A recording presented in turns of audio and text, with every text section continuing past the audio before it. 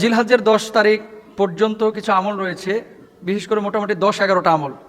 আমরা কিন্তু এই কথাগুলো সবাই বলি, কিন্তু কবে করব? কারণ বাংলাদেশের মানুষ তো আর আরবি সালের হিসাব রাখে না, আরবি তারিখে গণনা করে না।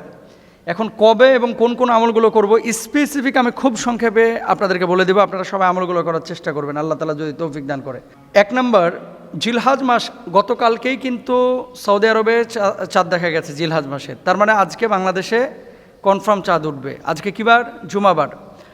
আজকে বাংলাদেশে হচ্ছে 7 তারিখ। রাত 12টার পরে ইংরেজি তারিখ পরিবর্তন হয়, আর আরবি তারিখ পরিবর্তন হয় মূলত মাগরিবের সময় থেকে। এটা আপনাদেরকে মাথায় রাখতে হবে। তাহলে আজকে মাগরিবের আগেই প্রথমত আমাদের সবার নখটা কেটে ফেলতে হবে। গোঁফ দাড়ি যদি ছোট করা প্রয়োজন হয় তাহলে এগুলো করে ফেলতে হবে। আপনি বলবেন কেন? এটার একটা ফজিলত রয়েছে। আল্লাহর হাবিব সাল্লাল্লাহু আলাইহি ওয়াসাল্লাম বলেছেন, কেউ যদি এই কাজগুলো করে, অর্থাৎ দাড়ি গোঁফ এই 10 দিনে কেউ যদি না কর্তন করে, কোরবানির পরে নহরের দিনে যদি কেউ কর্তন করে, আল্লাহ সুবহানাহু ওয়া তাআলা তার আমল নামাতেও একটা কোরবানির সওয়াব দিয়ে দেবেন। সুতরাং এটা বড় জিনিস। আজকে জুমাবার, আজকে এই 7 তারিখ সন্ধ্যা থেকে নিয়ে আমাদের ঈদের দিন পর্যন্ত এই কাজগুলো আমরা মাথায় রাখবো। বিশেষ করে 1 নম্বর, নখ আমরা কেউ কাটবো না, গোঁফ আমরা কেউ কাটবো না, দাড়ি চুল কেউ আমরা কর্তন করব না। 1 নম্বর আমল। 2 নম্বর কোন আমল করবেন? ইয়া আইয়ুহাল্লাযীনা আমানু তুবু ইলাল্লাহি তাওবাতান নাসুহা। তওবাটা বেশি বেশি করবেন। কারণ আছে। কারণটা কি? আল্লাহ সুবহানাহু ওয়া তাআলা পবিত্র কোরআনুল কারীমের মধ্যে বলছেন, ওয়াল ফাজরি ওয়ালায়ালিন আশর। 10 রাতের কসম আল্লাহ সুবহানাহু ওয়া তাআলা করেছেন। ফজরের শপথ আল্লাহ তাআলা করেছেন। 10 রাত। কোন 10 রাত? সমস্ত মুহাদ্দিসিন মুফাসসিরিনরা একমত, এই 10 রাত দ্বারা উদ্দেশ্য হচ্ছে মূলত এই জিলহজের 10 দিন। এবার আসেন, এই জিলহজের 10 দিনে তাহলে আল্লাহ সুবহানাহু ওয়া তাআলা বান্দাদের ক্ষমা করেন। যেহেতু গুরুত্ব দিয়েছেন আল্লাহ তাআলা, এখানে আমল করলে আল্লাহ কবুল করেন। 2 নম্বর, আমরা তওবা করব। 3 নম্বর আসেন, ফরজ এবং নফল সালাতগুলো গুরুত্বের সাথে আমরা আদায় করব।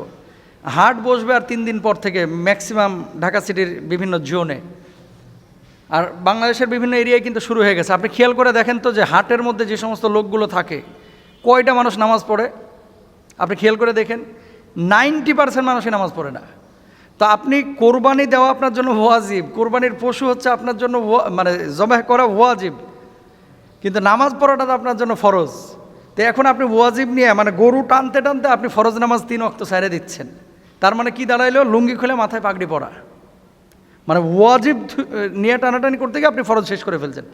যারা গরু কিনতে যাবেন, মাঠে যাবেন, ঘাটে যাবেন, অবশ্যই এই বিষয়টা খেয়াল করবেন যে গরু কিনতে গিয়ে, হাটে অবস্থান করতে গিয়ে যেন আমার নামাজ কাজা না হয়ে যায়। আর এখানে আরেকটা বিষয় আছে, কিছু মানুষ কিনতে যায় না। ছাগল কিনবে একটা 20,000 টাকা বাজেট, কিন্তু হাটে যাচ্ছে আজকে 7 দিন। এরকম লোকও কিন্তু আছে, কিনে না, খালি ঘুরে। আর কতক্ষণ পর পর, ভাই দাম কত? দাম জিগাইছে মনে হয় 101 জনকে।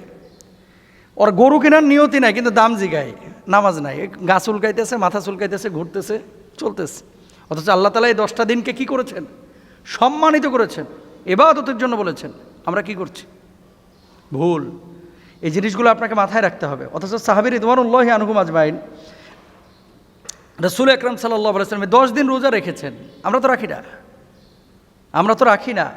বিশেষ করে এই যে ঈদের দিন তো রোজা রাখা হারাম, কিন্তু এই যে জিলহজ্জের যে সময়গুলো, এই সময়গুলো শুরু থেকে নিয়ে ঈদ পর্যন্ত প্রত্যেকটা দিন আল্লাহ রাসূল সাল্লাল্লাহু আলাইহি ওয়াসাল্লাম রোজা রেখেছেন। সুতরাং আমরা রোজা রাখার চেষ্টা করবো ইনশাআল্লাহ তাআলা। এরপর আসেন, রোজাটা আপনি কেন রাখবেন?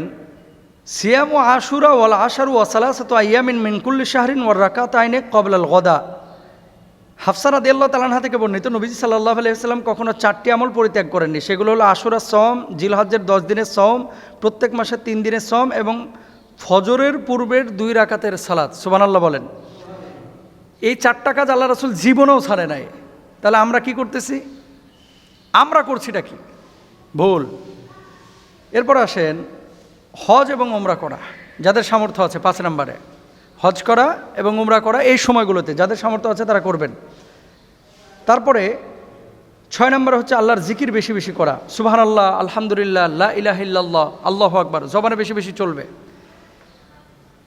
তারপরে 7 নম্বরে তাকবীর, তাহলিল, তাহমিদ বলা। আল্লাহু আকবার, লা ইলাহা ইল্লাল্লাহ, আল্লাহু আকবার, ওয়ালিল্লাহিল হামদ। আরাফার দিবসে, যেদিন ইয়াউমু আরাফা, হাজী সাহেবরা আরাফাতে অবস্থান করবে, সেদিন রোজা রাখা। কোরবানির দিন তথা 10 তারিখের আমল, সকালবেলায় ঘুম থেকে ওঠা, তারপরে কোরবানি করা, কোরবানির দিন সবচেয়ে উত্তম আমল এটা। তো এই জিনিসগুলো আমরা বেশি বেশি খেয়াল করব, রাত্রিকালীন সময় তাহাজ্জুদ পড়ব, বেশি বেশি নফল নামাজ আদায় করবো ইনশাআল্লাহ তাআলা। আল্লাহ তাআলা আমাদের সবাইকে তৌফিক দান করুন।